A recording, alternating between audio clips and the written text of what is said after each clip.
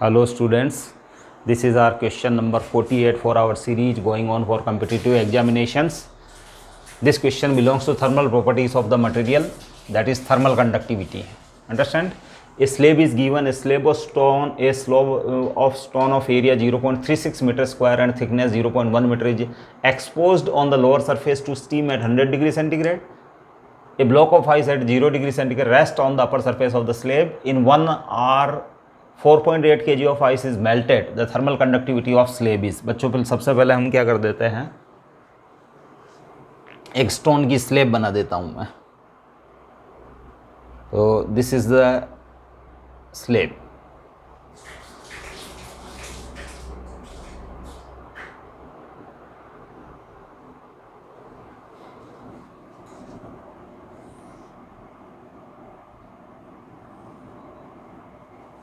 ये आपकी है जो स्टोन स्लेब है, करेक्ट. इसके ऊपर एक आइस का ब्लॉक रखा हुआ है बच्चों, ये आइस का ब्लॉक रखा हुआ है, ब्लॉक ऑफ आइस. आप इसको ऐसे भी बना सकते हो. ये block of ice is placed on it.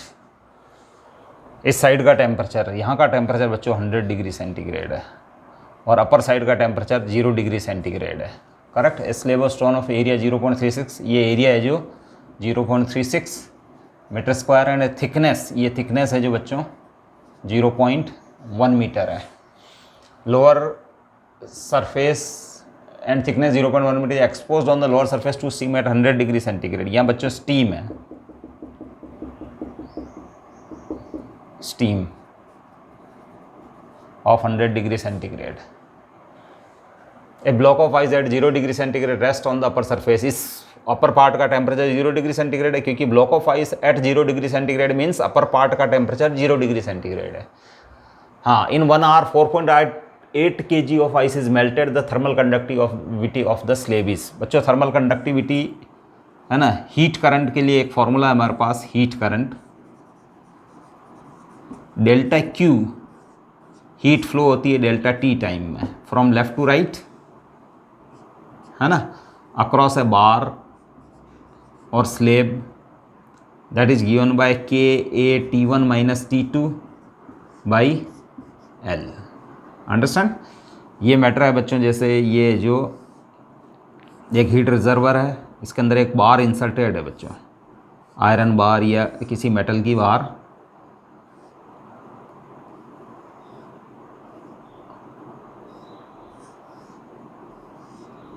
इसका टेम्परेचर है जो, ये हॉट रिजर्वर है, इसका टेम्परेचर T1 है. ये कोल्ड रिजर्व है, इसका टेम्परेचर T2 है. T1 is greater than T2 है यहाँ. और ये बच्चों L है, L लेंथ. इन दोनों हॉट रिजर्वर्स के बीच में रोड की जो लेंथ, ये सॉलिड बार है. अंडरस्टैंड. तो जब स्टेडी स्टेट अचीव हो जाती है तो बच्चों स्टेडी स्टेट, इन स्टेडी स्टेट, ये है जो ये इक्वेशन लिखी गई है, इन स्टेडी स्टेट. स्टेडी स्टेट का मतलब ये होता है बच्चों कि किसी भी क्रॉस सेक्शन से लेफ़्ट टू राइट जितनी हीट आ रही है, लेफ़्ट से जितनी हीट आ रही है उतनी की उतनी हीट है जो राइट से पास हो जाती है बच्चों. अंडरस्टैंड. इन स्टेडी स्टेट मतलब अगर हम यहाँ थर्मामीटर इंसर्ट कर देते हैं, जैसे लेट ये मैं यहाँ एक थर्मामीटर इंसर्ट कर देता हूँ, तो इसका टेम्परेचर जो है फिक्स हो जाएगा. After some time its temperature becomes fixed, it will not change. यानी इसका टेम्परेचर और इस थर्मामीटर का टेम्परेचर है जो, ध्यान रखना, फिक्स हो जाएंगे. That is steady state is achieved. और इनिशियली है जो, जब आप इनिशियली ये एक्सपेरिमेंट करते हो T=0 पे, तो इनके टेम्परेचर्स बढ़ते हैं बच्चों. इसका टेम्परेचर हालांकि ज़्यादा रहता है, इसका टेम्परेचर कम रहता है, लेकिन इनिशियली इनके टेम्परेचर चेंज होते हैं, लेकिन स्टेडी स्टेट के अंदर इनके टेम्परेचर फिक्स्ड हो जाते हैं.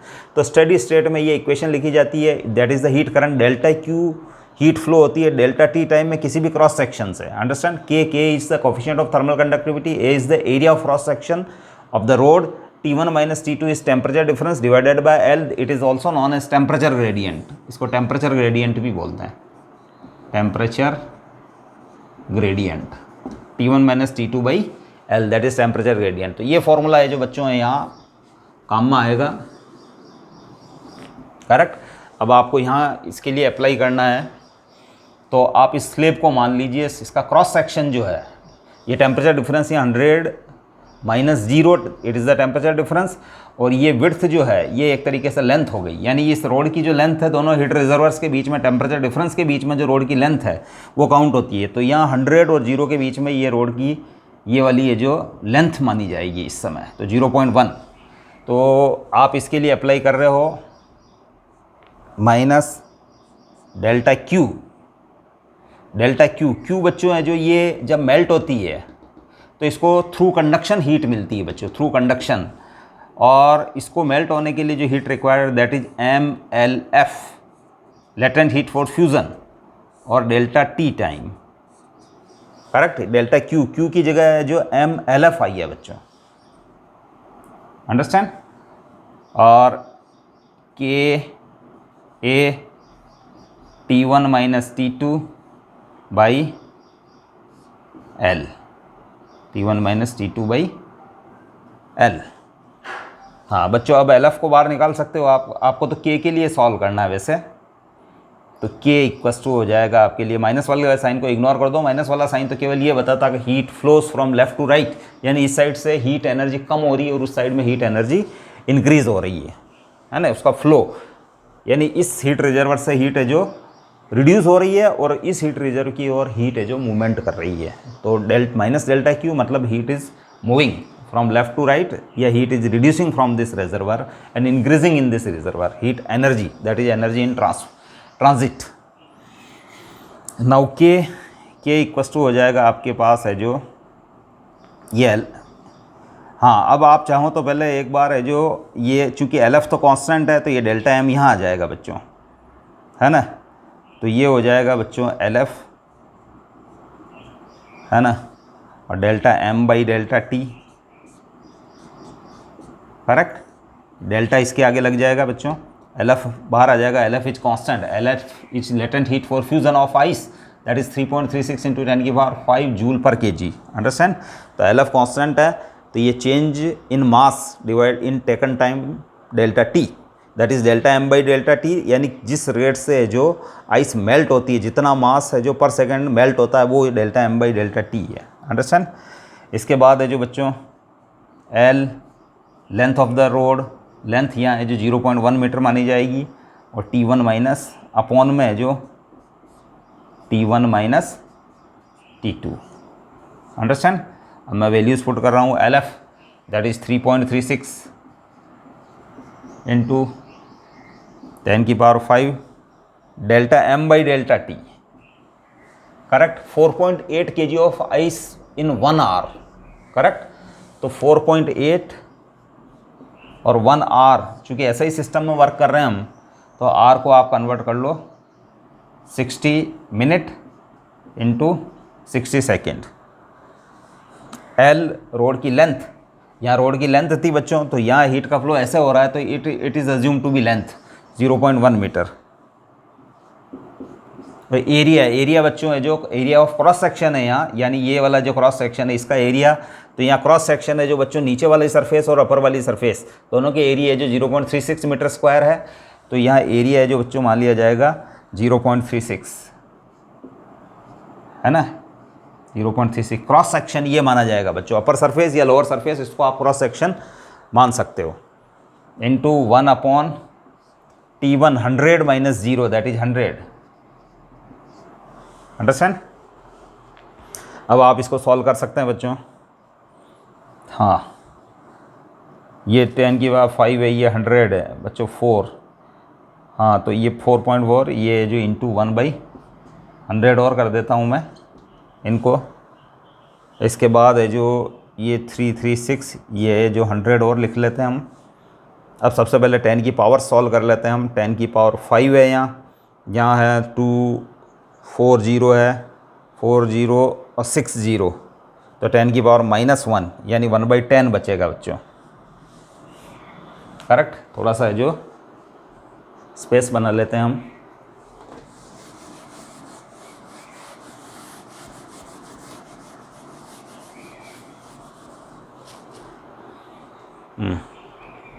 एक बार और लिख देता हूँ मैं, 336, 10 की पावर 5 और यहाँ 2 0 2 0 4 4 6 2 2 4 2 6 2 8 है ना। तो 8 1000 इंटू 48 अपॉन 36 इंटू 0.36 बच्चों 0.36 है तो 0.36 अपॉन में तो 100 और यहाँ आ जाएगा, ये पॉइंट अगर हट जाएगा तो 36 करेक्ट। अब इस 2 0 से ये 2 0 12 से काट देते हैं,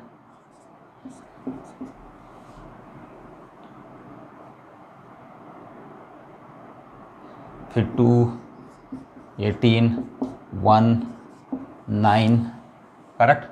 3 से 1 1 2 दैट इज 1 1 2 9 90 अंडरस्टैंड। ये नियरली है जो बच्चों 1.24 आ रहा है बच्चों, 1.24 करेक्ट। 90 12 22.0 बनना चाहिए, यस 1.24 जूल मीटर सेकंड, यानी joule metre inverse second inverse and degree centigrade inverse, यानी वॉट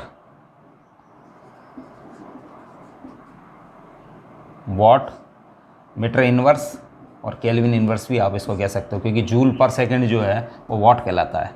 तो दिस इज़ द आंसर 1.24 आपका जो आंसर रहेगा बच्चों। एक इजी टाइप का क्वेश्चन है और नीट जैसे एग्ज़ाम के अंदर है जो इसकी इम्पोर्टेंस है। तो बच्चों I hope you have enjoyed this questions. We will meet with our next question. Thank you.